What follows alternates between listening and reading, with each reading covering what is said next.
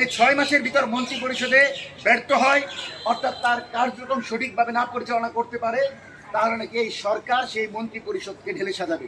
আমরা বিচার 7 দিনের ভিতর সমাপ্ত করে দ্রুত সময়ের ভিতর বিচার কার্য সরাসরি সেটার প্রতিফলন দেখাতে হবে, অর্থাৎ বিচারের রায় এবং বিচার কার্যকর করতে হবে 7 দিনের মধ্যে। দ্বিতীয়ত, নিষিদ্ধ সংগঠন ছাত্রলীগের ঝটিকা মিছিল, নাশকতা ও সন্ত্রাসী কর্মকাণ্ড বন্ধের লক্ষ্যে সাঁড়াশি অভিযান চালিয়ে বাংলাদেশের প্রতিটি প্রান্তরে লুকিয়ে থাকা আওয়ামী জঙ্গিদেরকে গ্রেফতার করে বিচারের মুখোমুখি করতে হবে। কোনোভাবে আওয়ামী লীগকে রাজনৈতিকভাবে কোনো স্পেস দেওয়া যাবে না।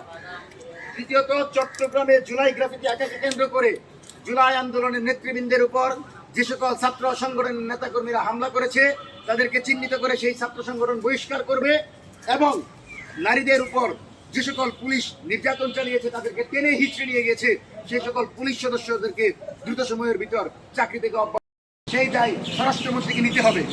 এবং তারেক রহমানের যে ঘোষণা ছিল যে যদি কেউ এই 6 মাসের ভিতর মন্ত্রী পরিষদে ব্যর্থ হয়, অর্থাৎ তার কার্যক্রম সঠিকভাবে না পরিচালনা করতে পারে, তাহলে নাকি এই সরকার সেই মন্ত্রী পরিষদকে ঢেলে সাজাবে। আমরা আশা করব স্বরাষ্ট্রমন্ত্রী যেহেতু ব্যর্থ হয়েছেন, যেহেতু তার ক্ষমতা নেওয়ার পর সবচেয়ে বেশি মব হয়েছে, তার ক্ষমতা নেওয়ার পর সবচেয়ে বেশি ধর্ষণ হয়েছে, সুতরাং স্বরাষ্ট্রমন্ত্রীকে এই পদে রাখার কোনো দরকার নাই। এবং আমরা মনে করি দেশে আওয়ামী লীগ পুনর্বাসনের জন্য রাষ্ট্রপতি চুপ্পু সেখানে বসে বসে ষড়যন্ত্র করছে, সুতরাং চুপ্পুকে যেন দ্রুত সময় অপসারণ করে জাতীয়তাবাদী দল বিএনপির পক্ষ থেকে একজন রাষ্ট্রপতি নিযুক্ত করা, আমরা সেই দাবি দিয়েছে। সেটাকে তুলে ধরার গ্রাফিতি, এটা তো 16 বছরের জুলুম নির্যাতনকে চিত্রায়িত করার পর, তাহলে এখানে কেন সরকার দলীয় ছাত্র সংগঠন বাধা দিবে? ছাত্র দলের যারা চট্টগ্রামে বাধা দিয়েছিল এদেরকে চিহ্নিত করে দ্রুত সময়ের ভিতর বহিষ্কার করতে হবে, এবং পুলিশের চিহ্নিত অপরাধী যিনি আমাদের বোনদেরকে গ্রাফিতি করতে দেন নাই এবং তাদেরকে টেনে হিস্ট্রি নির্যাতন করা হচ্ছে, সেই পুলিশকে অতি দ্রুত সাসপেন্ড করতে হবে এবং তাকে চাকরি থেকে অব্যাহতি দিতে হবে। বাংলাদেশে নতুনভাবে পুলিশ লীগের অস্তিত্ব আমরা রাখতে চাই না।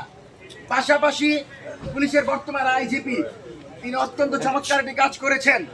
তিনি ইতিমধ্যেই ঘুষ না নিয়ে টাকার লেনদেন ছাড়া কনস্টেবল নিয়োগ দিয়েছেন, এবং মানিকগঞ্জে আমরা এটার প্রতিফলন দেখতে পেয়েছি। সেজন্য বর্তমান আইজিপিকে ধন্যবাদ, এবং আমরা আইজিপিকে বলবো পুলিশের মাধ্যমে সাঁড়াশি অভিযান চালিয়ে বাংলাদেশের যে কোনো প্রান্তে ইন্দুরের গর্তের ভিতরে যদি ছাত্রলীগ লুকিয়ে থাকে তাদেরকে গ্রেপ্তার করে বিচারের মুখোমুখি করেন। কোনোভাবেই কোনো প্রক্রিয়ার মধ্য দিয়ে হাসিনা, কামাল, ছাত্রলীগ, আওয়ামী লীগের বিচার ছাড়া বাংলাদেশে